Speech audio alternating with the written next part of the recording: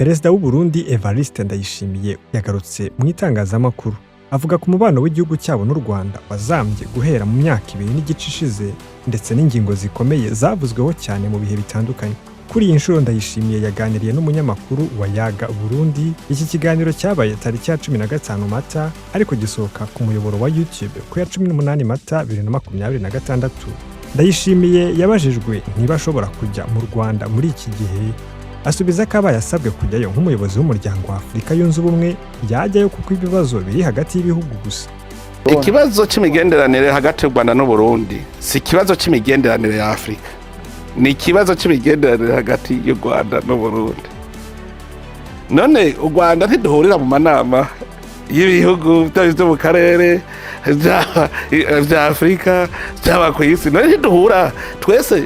Reka mubwire nk'ubu tuvuze tuti tugira dushigikire umukandida, none u Rwanda rushigikira natwe gashigikira, twese rugashigikira. Nuvuga hari ibibazo tudashobora kujana mu bindi bihugu, kandi hari yindi ngendo ijya bavuga ngo mu nyankire ijya n'ingendo mbi. U Rwanda rurakundana n'ibihugu bikundana n'u Burundi, u Burundi burakundana n'ibihugu bikundana n'u Rwanda, kandi n'u Rwanda ntitwankana, abanyarwanda n'abarundi ntibankana. Hariho abantu baba bafise politike idahuza na politike y'ikindi gihugu. Perezida w'u Burundi yashimangiye ko igihugu cye cyafunze imipaka yacyo n'u Rwanda mu rwego rwo kubungabunga umutekano wacyo. Icyakoze ko abakoresha indege bo bagenderana kuko kurinda umutekano wo ku kibuga cy'indege byoroshye. Nk'ubu bahora bavuga ngo urubibe rw'u Burundi n'u Rwanda birurugaye. Abanyarwanda je ndabona birirwa ngaha, none baca mu ndege, none mu ndege no surubibe canke bagaca muri Tanzania. Murumva urwo rugendo kubera ikibarinda kuzigura kandi boca hafi. Nibo bavyigiriye mu ndege. Urabona umuntu yoruka indege umubona, uramuharura neza n'amano ukayaharura, ukabona ko adashobora gukora n'ikintu. Mugabo wuguruye hajya ku rubebe rw'u Rwanda kuva mu Cibitoki gushika hari Muyinga, umenya yinjirira amaja ko hose huguruye. Nico gituma hajya ucuhugara ugacuvuga uti ingo uce aho tuvyumvikana ko.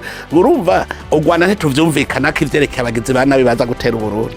Ibihugu bigirana amakimbirane, imipaka igakomeza gufungurwa kabone n'ibibazo bifitanye byaba ari by'umutekano. Urugero n'u Rwanda na Repubulika Iharanira Demokarasi ya Kongo bihuje imipaka mu bice birimo Goma na Rubavu, Bukavu na Rusizi. Umunyamakuru yabajije Perezida Ndayishimiye niba bitashoboka ko Burundi bwafungura imipaka hanyuma bugakaza umutekano nk'uko n'ibindi bihugu bibigenza. Arirenga asubiza ko ibyo bitashoboka. Sawa, abarundi miliyoni 12 tubatondeshe kuva hariya kuruha, turabe ko boshika imuyinga hakabona irembo risiga. Ingere ducunga uzobimenya umunsi baje. Mugabo mutwo kugurura wosanga bari kwagutera ngahanya.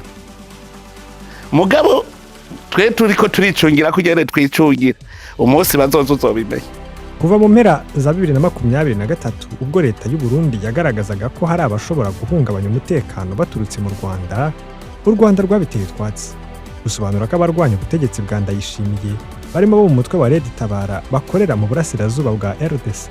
U Rwanda kandi rwagaragaje ko rudakorana n'umuntu uwo ari we wese urwanya leta y'u Burundi. Ibyo bishimangira ko ibi birego hari ikindi byaba bigamije. Ndayishimiye kandi yavuze ku nkongi y'umuriro yafashe ububiko bw'intwaro muri Kambazi iherereye mu gace ka Mukaza i Bujumbura tariki ya 31 Werurwe 2026. Bigaturika byose, bimwe muri byo bikica abantu 13, abandi 57 bagakomereka. Umuvugizi w'igisirikare cy'u Burundi Brigadier General Gaspard Baratuza yari yatangaje ko iyi nkongi yatewe n'umuriro w'amashanyarazi. Ariko Perezida Ndayishimiye yabwiye umunyamakuru ko ibyo bidashoboka kuko habikwa ibisasu hataba amashanyarazi. Ingorane abantu bakunda kugira imisi yose iyo habaye ikintu hariho icyo bita ama hypothèse, kwiyumvira mbere kugira ngo ahantu hashe bishobora kuva ku kica kuva kuri iki, bishobora kuva kuri iki, bishobora kuva kuri iki. Hariho abantu rero kenshi babonye ikibi imisi yose ucyo usaba bavuga ngo ni ibi. Mu Burundi bavuga ngo urupfu n'imfane birajana. Nagara kugera hajya kwata muyaga nkuba ubayo. Je naratwaye kya gisata kiraba ibijanye n'ibigwanisho urabizi ni ibintu nzi n'ahantu naguma ngendera ndahazi ikintu ca mbere kizira ahari mwene bijya nta muyaga nk'ubuja mugabo isanganya ryo gusha so Burundi gusa muramaze kumva n'ibihugu nta gihugu na kimwe kitagira basanganya ahubwo bitaragushikira murashimira Imana uti Imana nirahatswe bw'ijuru uko bitarashikira ega vyitwa isanganya ntiritegurwa rirashika rero hajya twebwe tumaze kubona hajya twaciye tuba nta muyaga nk'uburiyo ntaho byari kuva mugabo amasanganya yo gusha araba kwishi ngwakararo gatoya urazi yuko umucanwa ushobora kuva mu giti utacanye umucanwa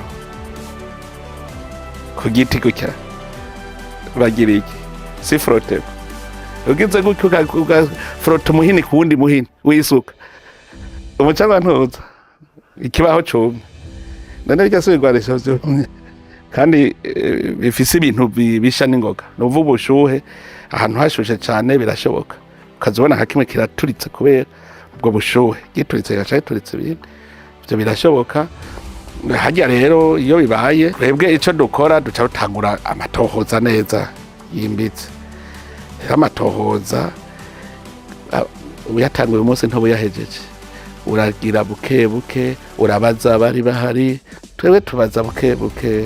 Perezida Ndayishimiye yavuze ko nyuma yo kubaza abantu mu gihe cy'iperereza rikora mu bushishozi amakuru akenewe akabura ari bwo hafatwa icyemezo cyo gukora isuzuma rishingiye kuri siyansi nko kureba niba nta bushyuhe bwinshi bwatumye igisasu giturika kigaturitsa n'ibindi.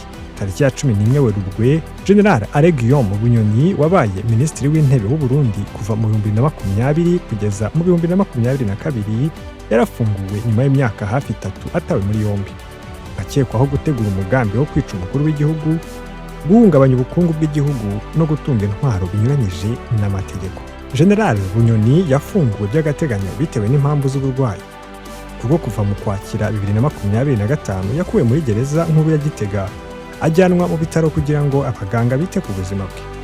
Perezida Ndayishimiye yatangaje ko Bunyoni yafunguwe by'agateganyo kubera ko gukomeza gufunga umuntu urwaye mu mutwe ntacyo byaba bimaze mu gihe ntacyo ashobora kwangiza abaye atari muri gereza. Uyu mukuru w'igihugu yavuze ko nubwo Bunyoni yafunguwe atazidegembya byuzuye kuko atemerewe kujya ku kibuga cy'indege cyangwa mu mahanga kandi ko aramutse yitwaye nabi yasubira muri gereza. Hajyana kubanza kuraba mu mategeko agenga igihugu nibijanye n'ibitabo mpanavyaha n'ingene bigenda mu guhana ivyaha.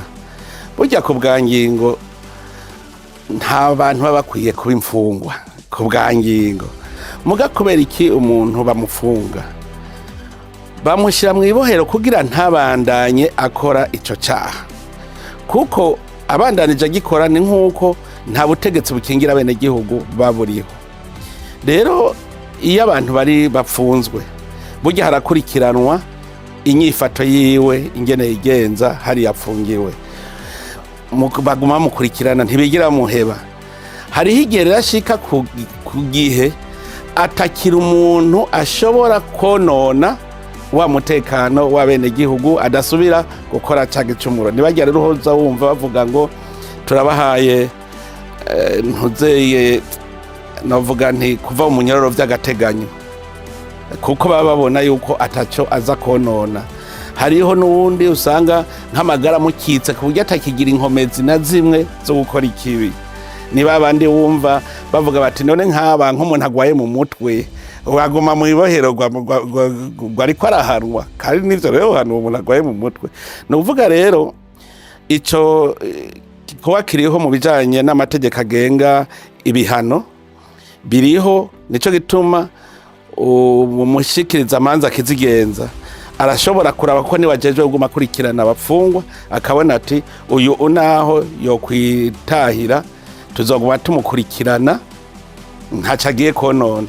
Kandi warabonye ko nawe nyene rega ni nkuko nubundi atafise umwidegemvyo kuko baramubujije ko adashobora kuja ku kibuga c'indege ntashobora kuja hanze urumva yuko atamwidegemvyo aba afise.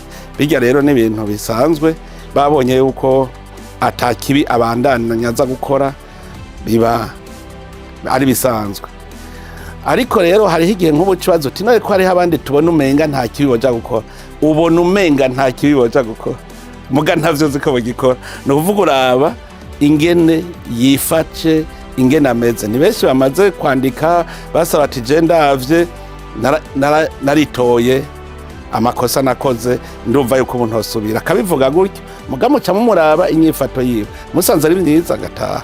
Hari n'abandi bandika ukabona uti aba aya bahava basubira gukora iki. Nico gituma rero ntuvuge ngo nta numwe arabivuga, genda usome icanditse yarabivuze buke ni kuvuga amagana bamuhaye ntuze bamurekuye vy'agateganyo baca baramubwira n'ivyo adashobora kugira. Nuvuga nkuba bikoze aca asubirayo ubigena kwidegera bise. Mu rubanza rwa Bunyoni urukiko rwategetse ko imitungo ye irimo inzu 153 ifatirwa kugira ngo izakurwemo ihazabu ya miliyari 22.7 z'amafaranga y'u Burundi. Ndayishimiye ahamya ko kuba yarafunguwe bitavuze ko azayisubizwa kuko atari by'amategeko ateganya. Oya, ibihano bijanye n'indishi canke ibintu bafashe ku muntu yacumuye bijya vyama n'igihano burya n'icaha nticyafuzwe. Iyo rero agumye yigenza neza, aguma ari muri uwo mwidegenzo arimwo gushika akoze ikibi n'ubundi asubiriye canke nkubagiye nko ku kibuga c'indege bakamuba cavuga ati wewe warenze ku byo twakubwiye subirayo. Harya n'ubundi ni nkuko n'ivy'agateganyo, ahubwo mbere ndiwe noca nigenza neza cane kugira ngo ntibize natume bashobora kunyiyumvira nabi.